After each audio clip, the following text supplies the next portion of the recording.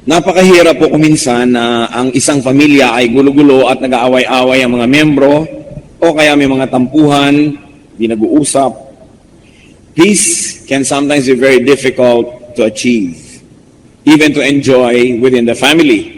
Bakit kaya ganon? Samantalang dapat yung pamilya na nga ang pinagmumulan ng ating kapayapaan at katahimikan.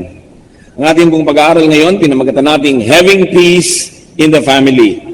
Pagkakaroon ng kapayapaan sa mag-anak o sa pamilya. Aming Diyos, salamat po sa aming ibinibigay mo na lakas. Salamat at maaari kaming lumakad, tumayo, makinig, makakita. Nawa lahat ng ito, Panginoon, ay magamit namin upang magtuon ng pansin sa inyo. Forgive us our sins, cleanse us from all our iniquities. Make us whole, O God. Open our eyes and ears so we can see and hear you. At nawa, Panginoon, mangusap po kayo may kapangyarihan. Maging mahalaga nawa, Panginoon, at lapat sa aming mga pangangailangan ng iyong mensahe. Ituro mo ito sa amin para sa aming mga pamilya o para sa mga pamilya ng mga malapit sa amin. Nang kami ay maging mga tagapayo, maging tagapanalangin para sa isa't isa. Bigyan mo po kami ng kaliwanagan, ipaliwanag ninyo ang inyong karunungan sa amin, Panginoon, at nawa magamit namin para sa aming buhay at para dun sa mga nahihipon ng aming buhay. So, Father, we pray that you be the speaker. Lead us unto greater knowledge of you and lead us unto greater peace in our homes. In the name of Jesus, we commit this whole proceeding to you, Father. Amen. Ano-ano po ba ang mga ugat ng karamihang mga gulo sa pamilya? What are the roots of the usual family conflicts? Ang isang pinakamalaking ugat po ng gulo ng mga mag-anak ay husband and wife conflicts. Pagkakagulo ng mag-asawa, usually infidelity or personality issues. Dahil may nagtaksil o dahil magkaiba ang personalidad, hindi magkasundo, walang patawaran, bangayan ang bangayan, and husband and wife conflicts cause and shape and color family-wide conflicts. Pag may conflict ang mag-asawa, madadamay mga anak. Mas malala ang conflict nila, mas malala ang damage sa buong pamilya. Bakit po ang tatay o ang nanay ay sisikapin na magkaroon ng mga kakamping anak? O kaya ang mga anak naman ay kukuha ng kakampi, will take sides, magkakahati-hati, kanya-kanyang pangkat. Kaya mahalaga na ang mag-asawa kung meron man silang pinagkakadiprensyahan, they must resolve and limit and minimize the differences. Family conflicts are caused by a problem father or a problem mother. At ang mga anak naman ay hindi dapat sumangkot sa gulo ng kanilang mga magulang at hindi dapat magkampi-kampihan. Exodus 23 verse 2, do not follow the crowd in doing wrong. Lalong-lalo naman, do not follow your father or your mother in doing wrong. At kung meron silang pag-aaway, ang mga bata ay hindi dapat sumasali. The children must remain neutral. So that's one root of family conflicts, husband and wife conflict. Another root of lingering family problems, kung minsan hanggang tumanda na lang ang magkakapatid at mamatay, childhood battles. Marami pong mga sigalot na magkakapatid na may mga edad na ay nagmumula pa at nag-uugat mula sa kanilang pagkabata. Their childhood quarrels, their childhood competitions, and even childhood jealousies.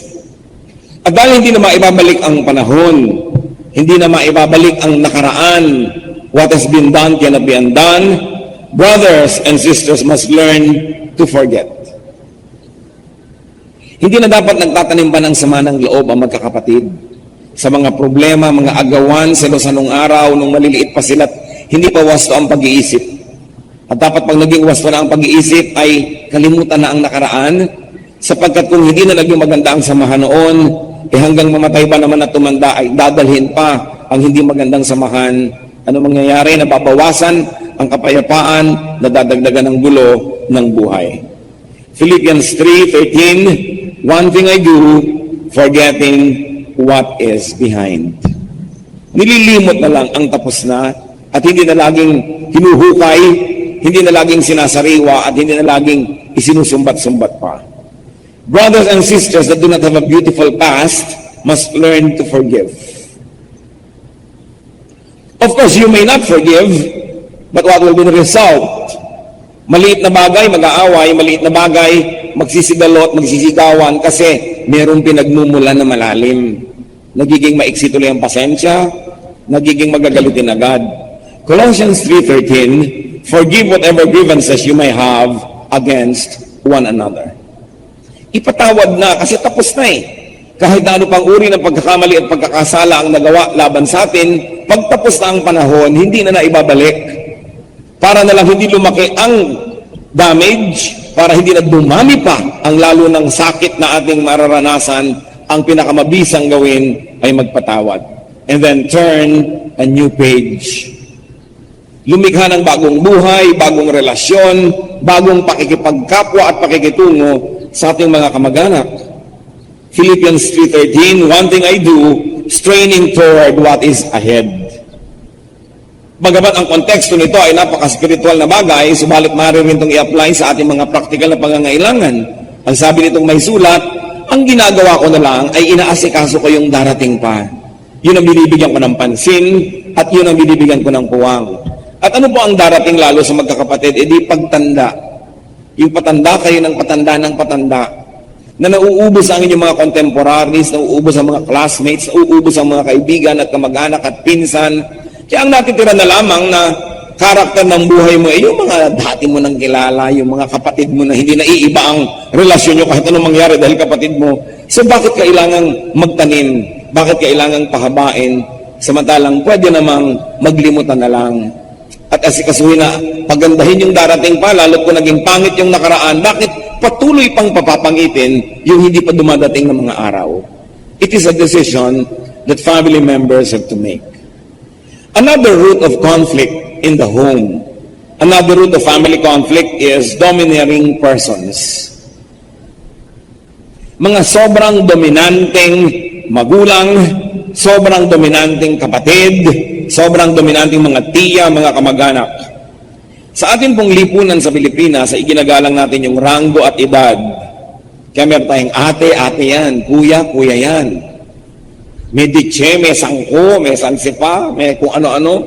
Pero ang mahalaga, pagka po kayong magkakapatid, ay pare-pareho ng lampas ng 20, pare-pareho ng lampas ng 30 anyos o 40 anyos, dapat kumikipot na yung agwat ng inyong ranggo. The gap should narrow down. Siyempre, kung ang ate mo ay 10 at ikaw ay 2, ibang-iba yung alam niya, ang dami compared sa'yo. May 8 taon kayong agwat. Pero kung siya ay 18 at ikaw ay 12, marami pa rin siyang alam kaysa sa'yo. Pero kung siya ay 28 at ikaw ay 22, konti na lang ang lamang niya na alam niyang hindi mo pa alam. At kung 38 na siya at ikaw ay 32, pareho na lang kayo ng alam noon. In fact, pag 78 at ikaw ay 72, mas marami ka ng alam dahil nagiging ulyanin na yan. Ano pong ibig sabihin natin? Kayong mga ate, hindi naman kayo ate forever na akala mo kayo kung sino mga reyna sa mga kapatid nyo. Gayong pare-pareho na kayong matatanda. Mga kuya at pati mga magulang. Ang mga magulang ay nag-aaral na rin na babaan ng kanilang ranggo at itaas-taas ang ranggo ng mga anak. Pag pare-pareho na kayong lampas 40. Kasi kung ang anak nyo ay 40, kayo ay 80, anong alam nyo hindi pa nyo rin alam? Bagamat hindi dapat nawawala yung paggalang, hindi nawawala yung ating pagiging magiliw at matulungin sa mga matatanda. Pero ang matatanda na dapat ang mag-volunteer na unti-unting bumaba sa trono. Hindi yung 70, 80, 60 years old kayo, ikaw pa rin nagdidikta kung anong kulay ang isusuot ng kapatid mo, anong kakainin niya, gaano kalaki ang buka ng bibig niya pag ngingiti. At yan po isang napakalaking pahirap sa mga pamilya sa Pilipinas. Over-domineering elders. Nalilimutan nila na ang mga dating mga batay matatanda na rin at dapat na rin igalang at dapat na rin pagbigyan. Elders should behave less and less as all-knowing, as controlling, and as domineering persons. They should initiate the self-decreasing act. Kesa sa sila'y hintayin pa nilang bastusin ng mga nakakabatang sobra nilang sinisikil, dapat sila na ang maghusa na gumalang sa mga nas nakakabata. There comes a stage wherein the age difference doesn't guarantee difference in knowledge or wisdom. Kaya dapat ay marunong tayong magbigay. Ang isa pong mga pinakamalalaking conflict sa pamilya, magtataka ka, may natapo lang na patis, sinigawan na ang kapatid, meron lamang na basag na konting baso, nag-away na, pero hindi pala talaga yun eh. May mas maraming pinag-uugatan, nagiging mitya lang yung maliliit na bagay. Kaya ang dapat bunutin ay yung pinag-uugatan ng mga conflict na ito. At isa dyan yung ganon, hindi ma-express ang sarili. Hindi ma-express. Marami pong mga tao at hindi kayo siguro mabibigo kung titingin kayo sa inyong paligid, sa inyong mga kamag-anak, they are not able to live their lives because they are living the lives of their elders for their elders. Kung gaano katabang ang gusto na timpla ng matanda, yun ang magiging timpla ng lahat. Kung gaano kaasim ang gusto niyang asim ng sinigang, yun ang asim ng lahat. Kung ano ang gusto niyang oras ng gising, yun ang gising ng lahat. And the others no longer have their private and individual liberties. Dapat meron. Dapat pababa ng pababa ang ranggo ng sobrang matataas at nagkakapantay-pantay na rin yan pagdating ng araw. Subalit, I like to emphasize, hindi dapat nawawala ang paggalang. Hindi nawawala yung respeto. Pero kadalasan nga kaya nawawala yung galang dahil sa tinitimping inis na hindi maibulalas. Many lives are not lived to the fullest because they remain just shells, just footnotes, just shadows of the lives of those who dominate the family. At sa atin pong lipunan, usually may ganon. Meron talagang isang dato, isang sultan, isang sultana. Kung hindi man pinakamatanda, yung pinakamapera. Siya ang nagdidikta ng lahat. You know, one of the missions of the Lord Jesus Christ, if you're going to analyze His mission, is to set people free. Kasi sinasabi niya, I am truth, truth sets free. At isa sa mga pinaka-oppressive system sa panahon ng Panginoong Jesus was the family system. Ang pamilya dapat yan nag-nourish, nagbibigay sa iyo ng growth, nagbibigay sa iyo ng pakpak para lumipad, pero napakadali din na ang pamilya ay maging kulungan ng isang tao na hindi na siya nakalipad forever dahil sa pagpigil ng pamilya. At ang Panginoon, bagamat sa biglang tingin nakaka-disturb ang mga teachings niya, huwag natin kakalimutan that He came to set the oppressed people free. And one of the greatest oppressors during His time was the family system, the paternalistic system of His time. Kaya pag inanalyze natin ang mga turo niya, halimbawa sa Matthew 10:35 to 36. For I, meaning the Lord, have come to turn a man against his father, a daughter against her mother, a daughter-in-law against her mother-in-law. A man's enemies will be members of his own household. Ano po ang tinutukoy ng Panginoon dito? Magtuturo ako sa inyo ng mga bagong katuroan. Hindi yan magugustuhan ng matatanda ng pamilya nyo. Hindi kayo papayagang sumunod sa akin. Sabi niyo ganoon. Kaya huwag niyong isipin na dumating ako para lalong payapain ng pamilya. Hindi. Dumating akong may dalang tabak. At ang makikita niyo po na pinakita ng Panginoon dito na mapuputol at kung kailangan maputol dahil sa kanyang mga katuroan ay puputulin, generational relationship. Hindi niya sinabing brother against sister, sister against sister-in-law, kundi first generation against second generation. Bakit? Sapagkat sobra ang pagkontrol noong mas matatanda kaysa sa mga bata. To the point that even if these younger ones are going to find the truth, the older ones in their family will not permit them to follow the truth or follow the Lord. Kaya sabi ni Lord, blessed are you when you leave mother or father or whatever because of me. Kaya sabi niya na may mga panahon na kailangan palayain ng tao ang kanyang sarili mula sa sobrang pagkontrol ng kanyang pamilya. Lalong-lalo ng matatanda. Sa Matthew 12:48 to 50, no, ang Panginoon po ay nagtuturo sa loob ng isang bahay at punong-puno ng tao, hindi makapasok ang kanyang nanay. Sabi ng nanay niya, palabasin mo, nandito ka amang nanay niya. Ang sagot ni Jesus, He replied to him, who is my mother? And who are my brothers? Pointing to His disciples, He said, here is my mother and my brothers. For whoever does the will of my Father in heaven is my brother and sister and mother. Very few preachers will touch these verses because they are disturbing. But the truth remains. Nalimutan ni Mary kung sino talaga si Jesus. Yung kanyang pagiging nanay, sobrang niyang ini-impose, nalimutan niya kung sino si Jesus. At kinailangang ibalik ni Jesus sa katotohanan ng utak ng lahat. Sabi niya, who is my mother? Even now, many parents forget to respect their children's age. Ang tanda-tanda na ng anak, dinodomina pa, dinidiktahan pa. Many parents forget to respect their children's achievements, even their children's position in society. In fact, maraming mga nanay, mas maraming tao, mas binabatukan yung anak na mayor, yung anak na judge, yung anak na doktor. Ipinapakita niyang siya yung nanay. Dapat kahit po tayong mga magulang, marunong tayong gumalang sa edad, sa ranggo, sa achievement ng ating mga anak. Kaya makikita mo, maraming mga elders na walang galang kahit sa mga member ng family nila. Dahil ang gusto lang nila ipakita na sila yung dominant, na sila yung domineering, na sila yung bida. And this is at the expense of the dignity of some members of the family. And this is not commendable behavior. Kaya inilagay ng Panginoon sa tama, sabi niya, sino naman ang nanay ko? Sino ang magpapatawag sa akin? I'm doing a public ministry para tawagin ako. Kasi nalimutan ni Mary na lumagay sa lugar. Kaya pati siya ay inilagay sa lugar ng Panginoon. Kaya huwag na po natin antayin na ganyanin tayo. Tayo na yung mag-volunteer na, ay anak ko pala may ginagawa, o sige mamaya na. Tatawagin ko po, hayaan mo na, huwag na natin siyang istorbohin. Hindi yung dami-dami mga tao na tumatawag sa'yo, obispo, obispo, obispo. Yung nanay naman biglang, Carleng, halika nga dito. Ipapakita niya kung sino siya.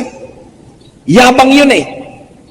Bakit hindi mo rin tawagin na, o obispo, may nawala pa sa iyong pagkamagulang kung ikaw mismo ang nagbibigay ng example sa iyong mga nakakakita sa iyo na iginagalang mo yung tao? Pero meron din mga ganyang kapatid. Yung kapatid nila, bagamat bunso o nakababata, kahit na marami nang na-achieve at iginagalang ng lipunan, sa harap ng iba, tinatawag-tawag, ginaganon-ganon, kasi ipinagyayabang nilang kaya nila. And this should not be the behavior, especially of the people of God. Sa Matthew 8:21 to 22, may tinawag ang Panginoon, halika, sumunod ka sa akin. Another disciple said to him, Lord, first let me go and bury my father. Jesus told him, follow me and let the dead bury their own dead. Another difficult teaching, but nevertheless it came from the mouth of Jesus, therefore it must be preached powerfully. Siguro itong taong ito, buong buhay niya, wala nang ginawa kundi mabuhay sa anino ng kanyang ama. Hindi na siya nagkaroon ng sariling buto, sariling paninindigan, sariling buhay dahil controlled na controlled. At nung namatay na, tinatawag na nga ng Panginoon, sumunod ka sa akin. Hindi pa rin makasunod because of filial obligation. At sabi ng Panginoon, o tama na yan, makalaya ka na. Hayaan mo na sila ang maglibing. Sumunod ka na sa akin. I don't think na tinuturuan po ng Panginoon ang mga anak na huwag maging magalang sa magulang. Pero itinuturo niya na pag Diyos ang tumatawag sa iyo, ang work ng Panginoon ang tumatawag sa iyo, dapat alam mo na may magulang ka sa langit na mas mataas ang ranggo. At saka itinuturo rin niya na sobra-sobra na ang pag-control, that you must be set free. Conversely and effectively, Jesus emphasized children's rights. Alam niyo po, nung araw, lumaki kami na pag may bisita, ligpit ang mga bata, huwag kang pakalat-kalat, no? Hindi ka pwede magpa-cute, pandidilatan ka ng lola mo, talagang talsika. Bata, alis dyan, puwera, ganon. Pagka mga nagluluto ng mga barkilyos, ang kakainin ng mga bata, yung mga durug-durug, basag-basag, yung mga buo, sa bisita yan. Lalo nung panahon ng Panginoon, wala pong mga lugar sa society ang mga bata. Kaya nung dinadala ng mga magulang yung mga bata kay Jesus, pinigil ng mga disciples. Dahil yun po ang kaugalian. Luke 18:15 to 17, people were also bringing babies to Jesus to have him touch them. When the disciples saw this, they rebuked them. But Jesus called the children to him and said, let the children come to me, and do not hinder them, for the kingdom of God belongs to such as this. I tell you the truth, anyone who will not receive the kingdom of God like a child will never enter it. Ang mga bata hindi kasali, pero isinali ng Panginoon. Nakita nyo, may kino-correct siya eh. Yung attitude ng matatanda na mga pagbata ka o junior ka, you are a nobody, you're a non-person. But the Lord was teaching them to respect even children. And He blessed them. We must overemphasize that the Lord is not against the system of elders, but against the abuse of this system. At hindi po kayo naman siguro sasalungat, napakaraming talagang umaabuso sa kanilang ranggo bilang matanda. Napakarami mga batang naaabuso talaga ng mga matatanda because we are surrounded by abusive elders. They do not respect those who are younger than them, and they always want to dictate how people would live. Elders must progressively let go of their authoritative status. Do not decide for the whole clan or for everybody, because you will smother the very personal liberties that even God does not take away from people. Ang Diyos nga, nung kakain si Adan at si Eva na ipinagbabawal ng prutas ay hindi siya naog sa langit at pinigilan sila. Nagsasalita siya, pero binibigyan niya ng free will ang mga tao kung anong gagawin, kung susunod o hindi. Daig pa kuminsan ng ibang magulang ang Diyos. Minors or younger ones are to be given more space, more voice, more freedom as their maturity allows. Pag nakikita na po natin na mature, kaya na magpasya, dahan-dahan, tinapayagan na natin. Hindi yung 18 years old na idinidikta mo pa kung anong isusuot, anong gagawin niya, paano siya uupo. Dahan-dahan para masanay na magkaroon ng sariling pasya. Individuals must be given the space to be themselves and to live their personal lives. The opposite creates terrible conflicts. Sa mga baryo po, lalo nung araw, ang dami-daming nasasabi na kukulam. Naiiba ang pagkatao. Marami siya sabihan, yan ay pagbilugang buwan o lusawang buwan, whatever, naiiba ang kanyang behavior. At maraming sinasabing possessed o nakukulam. Noon ding panahon ng Panginoon, napakarami pong tinawag nila mga possessed. Kung ano na nangyayari. But, there is an interesting psychological analysis that can be done. Kasi po sa mga baryo, lalo sa mga mas traditional societies, sabi niyo, bakit mas maraming kinukulam kaysa sa syudad? Kasi sobra ang suppression sa mga baryo. Ang mga tao, hindi nila magawa yung gusto nilang gawin, hindi sila makangiti sa gustong ngitian, hindi sila makapaglakad sa gusto nilang lakaran, dahil control na control ng behavior, ang behavior nila ng matatanda, ng chismis, ng mga kaugalian. Kaya hindi maipahayag ng tao ang tunay niyang damdamin, at pag sobrang dami ng nasikil, kung ano-ano ng manifestation at mga symptoms ang lumalabas, na pagkakamalang nakukulam, pero yun pala schizophrenia. Nagkakaroon ng double personality ang isang tao. Hindi naman pala possessed, naiiba ang boses kung ano-anong sinasabi, yun pala, sa ganun lang paraan niya na ipapahiwatig ang tunay niyang nararamdaman dahil sa laging pinipigil. Kaya makikita niyo po sa mga very conservative families, yung may mga nanglalatig pa ng mga magulang ng mga anak, diyan yung napakaraming parang mga nagmumukha sila mga sira-sira, may mga behavior silang sobrang kakaiba dahil hindi nila maipahayag ang damdamin because of over-domineering matriarchs or patriarchs. Kaya napakahalaga po ng duty talaga ng magulang na pag nalagot na ang pusod ng bata mula sa sinapupunan ng ina, nagsimula na ang kanyang pagiging individual person. At ang duty po natin at pribilehiyo ng pamilya ay tulungan siya na maging isang taong individual. Hindi lang siya sunod-sunuran sa marami, hindi lang siya puppet para madali, kontrol ang lahat, kundi iginagalang siya at dahan-dahan na nakakaroon siya ng kasarinlan, identity, and then independence. Madali siyempre sa magulang yung kontrolan mo ang lahat for your own sake, for your own peace of mind, and for your own benefit. But loving parenthood will allow people to grow wings and to fly. Kaya kuminsan, pag pinag-aaralan po natin yung mga sociological repercussions ng teaching ni Jesus, nakakaligalig. Dahil ang talagang tunay niyang misyon ay palayain ang mga taong nakabilanggo. Iba't ibang bilangguan, and the family can be one of those prisons. Another root of family conflict is religious and political issues. Sa mga pamilya po na may mga miyembrong iba-iba ang pananalig, iba-ibang relihiyon, iba-iba ang paniniwalang politikal, we should avoid challenging and criticizing each other's beliefs. We should stop aggressive proselytizing. Na hindi po kamo tayo nasa Bible na, nakakilala sa Panginoon, wala ka nang ginawa kundi i-convert na yung mga kamag-anak kahit wala sa panahon, kahit ayaw makinig, kahit wala sa mood. We must respect everyone's freedom of conscience. because even God does not interfere with his freedom. 1 Corinthians 8:9, be careful, however, that the exercise of your freedom does not become a stumbling block to the weak. At ganun din naman, that the exercise of your faith does not become a stumbling block to those who have other ideas. Kung sa ayun yung nga pong sariling local church, may mga conflict pa, and even among those in the same congregation, may conflict pa rin ang mga paniniwala, yung mga detalye. So bakit yung aawayin ng inyong mga kamag-anak, ng inyong mga kapatid, kung iba ang kanilang pananaw? It is important that while you zealously believe in your faith, that you do not impose your spirituality on family members. Ito po ang isa na patunay na nagmamature ang isang tao, yung natututo siyang gumalang sa pananaw ng iba, kahit ang pananaw na yun ay salungat sa kanyang sariling pananaw. Na hindi mo pilipitin ang braso ng lahat para sumunod sa iyo.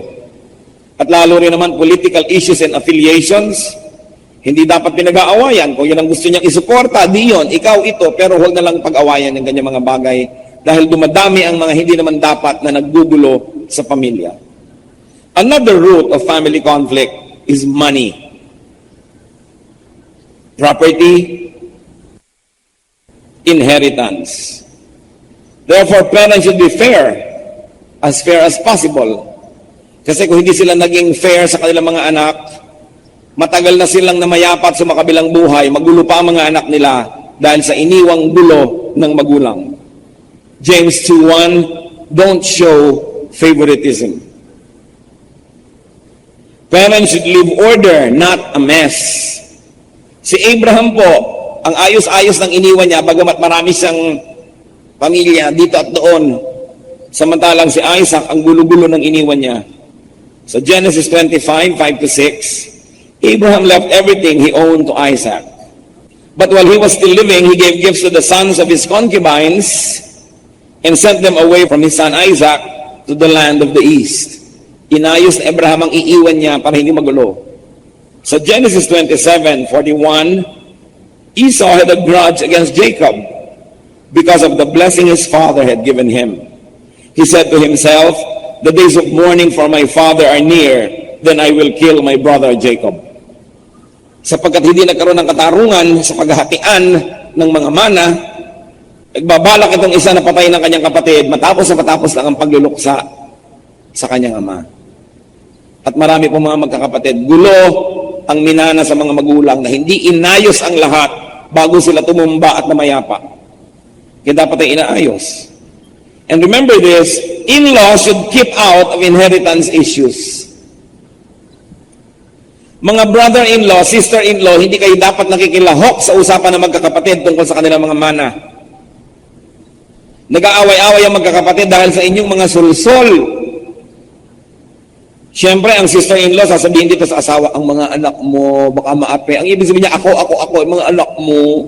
Siyempre, pag ginamit mo na sa tatay yung props yung mga anak niya, magiging naman niyang protective. Huwag kayong nakikialam sa usapan ng magkakapatid sa kabuhayan dahil sabit lang kayo sa pamilya. Dapat yan napakalinaw kasi nagkakagulo ang magkakapatid sa pakikialam ng mga in-laws. And why can't many families incorporate? Bakit pag kami manahing kaprasong bukid, hindi sila magtayo ng family corporation at sosyo-sosyo? Pinaghahati-hati, itigis ang dangkal na lang. That is one thing that we have to learn as a people, to incorporate. Kasi yung bahay na malaki, nung minana, nagkaputol-putol, lawanit dito, lawanit doon, nagmukha na tuloy na barong-barong, but hindi mag-incorporate. It is important to learn this. And brothers and sisters, need we say, help each other. Matthew 5:42, give to the one who asks you, and do not turn away from the one who wants to borrow from you. Kung kapatid mo pa, di lalo na. And important naman, mga magkakapatid, pay loans and pay your obligations. Hindi yung hihiram kayo, inilista sa tubig, inilista sa yelo, pag natunaw, bayad. Romans 13:7, give everyone what you owe him.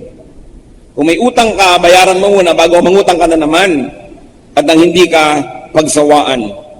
And it's important sa mga pamilya, work and earn your keep. Isa sa pinakamadalas pag-awayan ng mag-asawa, ang pagtulong ni kuya sa mga kapatid niyang tamad. ang pagtulong ni ate sa mga kapatid niyang batugan, pinag-aawayan ng mag-asawa. Bakit kayo kailangang maging dahilan ng pag-aaway ng mga kapatid niyo at kanilang asawa?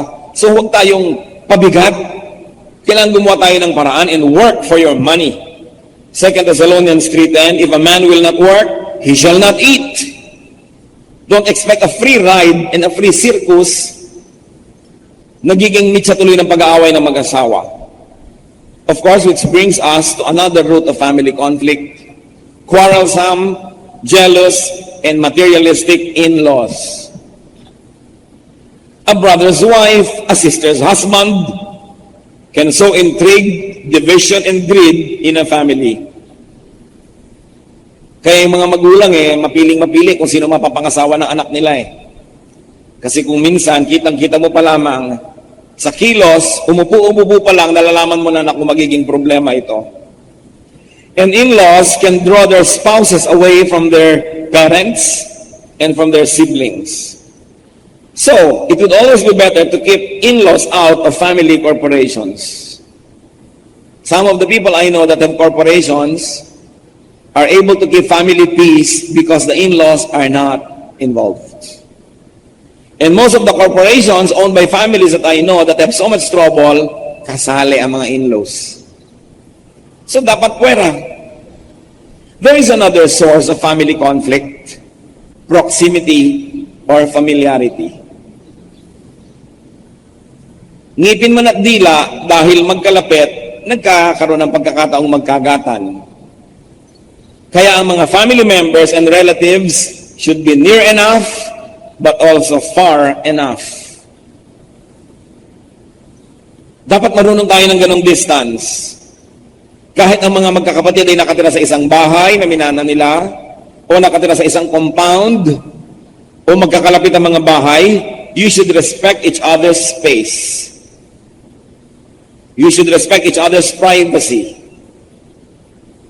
Hindi ka na lang basta-basta pumapasok sa kwarto ng iyong kapatid, o pamangkin, o kamag-anak.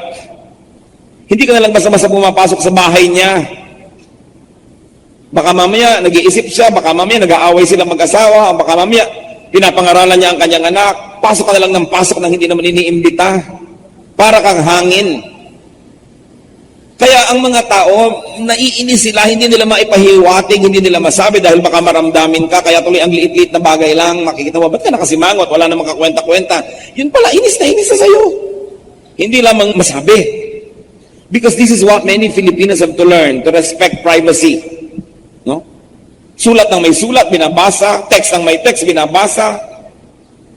Pinangihimasukan. Pagka mayroong mga family members, saan ka galing, anong oras na, kahit na 40 anyos na, sinisita pa. Naku, may mga kilala po ako, talagang 45 na, naku, magagalit ang nanay ko, uuwi pa ako, uuwi na ako. Ang lola mo, hindi magagalit. Ang tanda-tanda na, controlled pa, sobra namang selfish ang magulang. No? Hindi nabigyan ng konting kalayaan yung mga anak. Gusto na lang, nakaligpit lahat sa kanya. Siyempre, may peace of mind dyan, nandyan lahat, pero yun ba ang kagustuhan nila?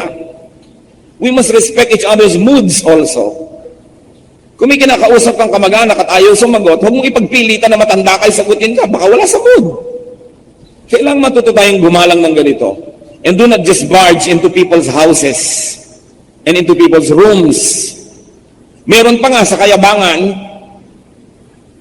nakasara na yung kwarto, bubuksan pa. Aba, ate ako, kuya ako, papasok bigla.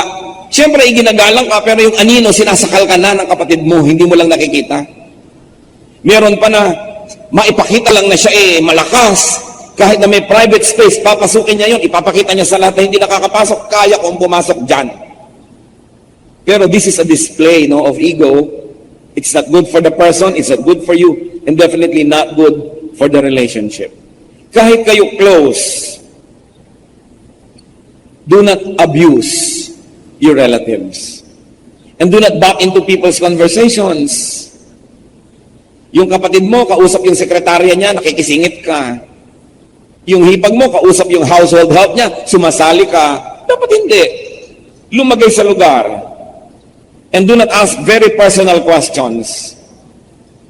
Kung ang tao po'y nasa edad na, responsable namang mamamayan at citizen, huwag mong uriratin ang lahat ng mga ayaw niyang malaman mo. Hayaan mo siya, may right siya to privacy. And do not be each other's timekeepers. Do not be each other's performance auditors. O, gabi ka nang umuwi. O ngayon, ano ngayon kung gabi? Naninita pa, sinisita 30 years old, 40 years old. Wait for information to be volunteered. Mga kapatid, kung meron pong gustong sabihin sa atin ng mga kamag-anak natin, may dila sila at kaya nilang magkusang magsabi. Pag hindi nagsasabi, ibig sabihin, ayaw ipaalam sa inyo, huwag nyo nang uriratin. Huwag nyo nang dukot-dukutin at hukay-hukayin dahil invasion na yan of privacy. One thing that we really have to learn. And finally, among many, but we'll settle for 8, one major root of family conflict is language or communication. Brutal frankness, for instance. Gantsaw, mga parinig, mga biruan, pagalingan, repartee. Marami po mga pamilya ang hilig magbiruan at magkantsawan, mga piko naman. Kaya ang nagiging ending, nag-aaway, nagsasabunutan, nagsusuntukan. Dahil alam ng mga pikon, nagkakantsawan pa. Kaya tigil-tigilan ng ganyan. Colossians 4:6, let your conversation be always full of grace, seasoned with salt, so that you may know how to answer everyone. And Ephesians 4:32, be kind and compassionate to one another. Ito pong mga bagay na ito ay hindi na ilalabas, hindi na pag-uusapan. Sinong anak ang magsasabi sa magulang na sakal na po ako sa inyo? Sinong mga batang kapatid ang magsasabi sa mga ate at kuya na banas na ako sa iyo, ang tanda-tanda ko na itinatrato mo pa akong bata? Kaya kadalasan, ipon na ipon at bigla na lang sumasabog. At pag sumabog ito, halos ang laki-laki ng damage, hindi na ma-repair. Kaya mahalaga mga kapatid, pag-usapan natin. Kailangan natin itong isipin. Family conflicts can be greatly reduced with forgiveness. Kung nangyari na, nangyari na. Patawarin na lang, kesa naman habang buhay, dalhin mo yung sama ng loob. Colossians 3:13-14, bear with each other and forgive whatever grievances you may have against one another. Forgive as the Lord forgave you. And over all these virtues, put on love, which binds them all together in perfect unity.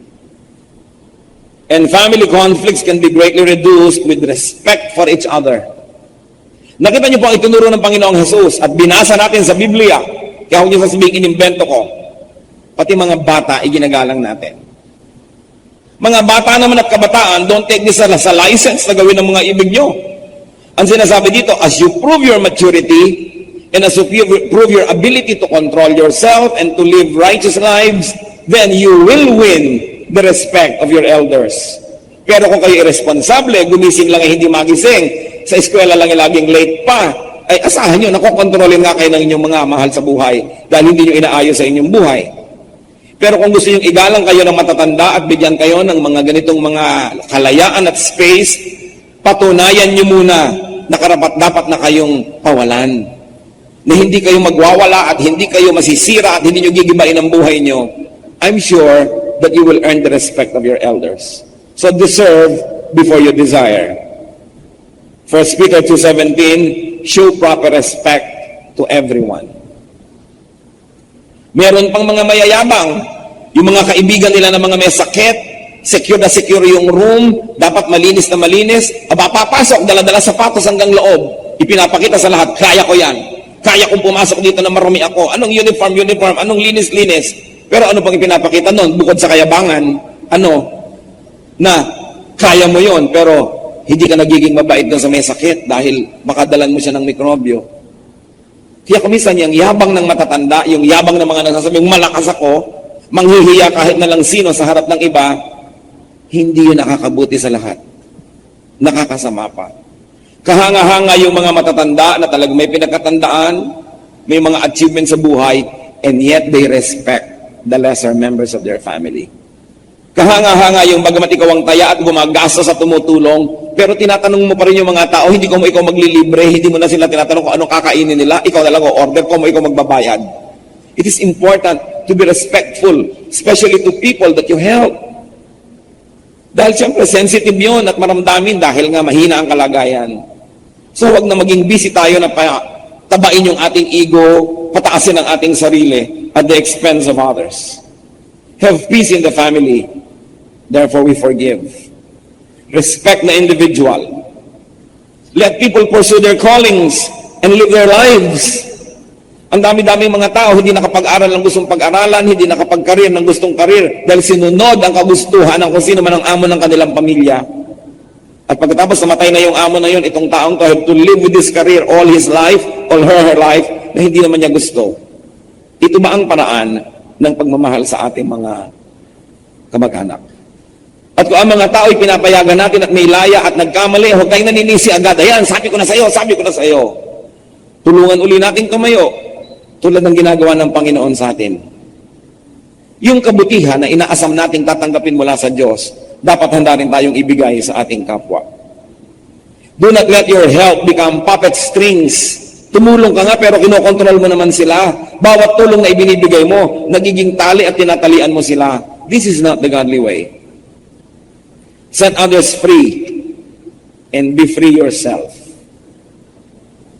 Maging tahimik ang ating buhay sa ating pamilya, pero huwag po tayong malilibang sa false peace. Kasi kung meron over-domineering, isang very powerful member ng family, lahat sumusunod, mukhang tahimik, pero hindi totoo dahil sa mga kalooban ng bawat isa kumukulo, no? At meron sila mga tinitimpi. Hindi totoong kapayapaan yun. Naghihintay lang yun ng panahon na sumabog, parang isang bulkan. Kaya pati pressure cooker, binibigyan niya ng pagkakataong sumingaw sapagkat ang hindi sumisingaw at umiipon ng pressure, sumasabog. Kaya marami mga family members po natin kung minsan nag-flip, kung minsan nalalagay sa mga basement ng mga ospital, kung minsan nalalagay sa mga psychiatric wards, yun pala ang daming hindi maibulalas na damdamin. Is your family nurturing to the point that people can express themselves? Ang kanilang mga kabiguan, ang kanilang mga kalungkutan, ang kanilang mga frustration, pwede ba nilang ipahayag o bawal?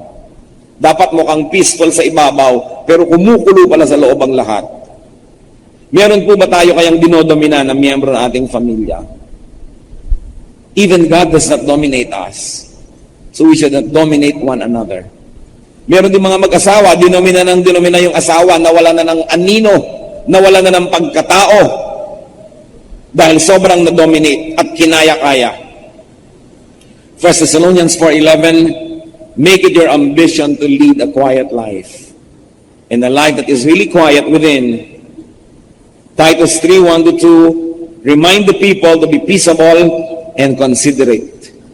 Huwag po tayong laging busy proving who we are, asserting ourselves, and then dominating other people. Freedom is one of the greatest gifts that we can give to one another. And it is a gift that God gave to each one of us. Napakahalaga po, mag-analyze tayo.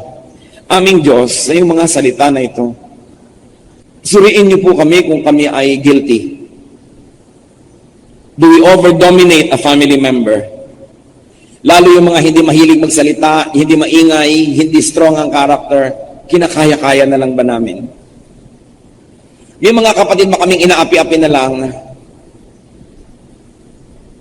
Panginoon, ipakita niyo po sa amin ang iyong pamamaraan.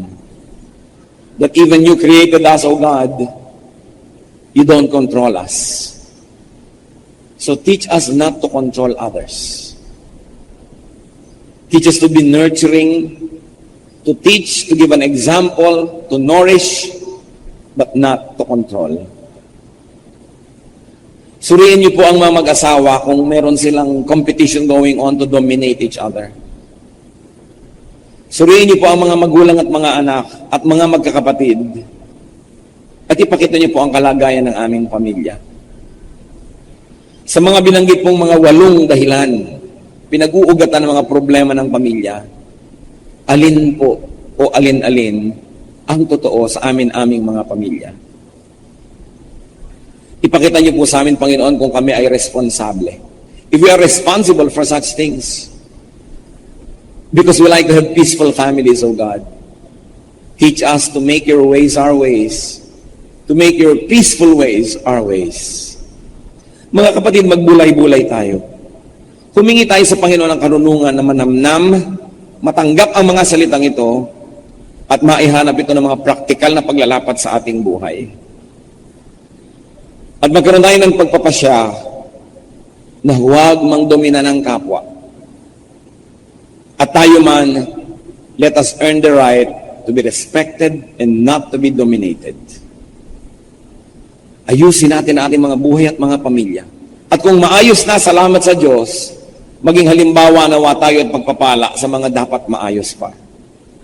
Sa ilang saglit ng katahimikan, magbulay-bulay, pakinggan ang tinig ng Espiritu.